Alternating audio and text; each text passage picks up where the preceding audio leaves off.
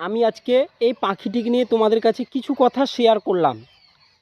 এই পাখিটি আমার দোকান থেকে কিছুটা দূরে অসুস্থ হয়ে পড়েছিল।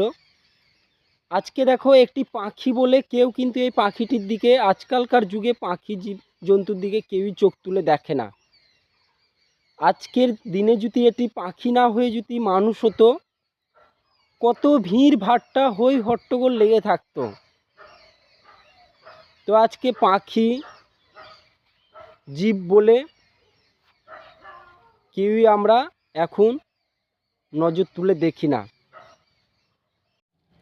রাস্তার ধারে কিছুটা দূরে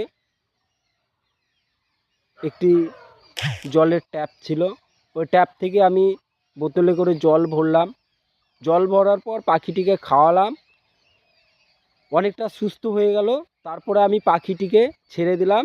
তো দেখো, তার যা যা এবার অনেকটা উড়তে পারছে। দেখো তোমরা একটু কি সুন্দরভাবে উড়তে পারছে, দেখো।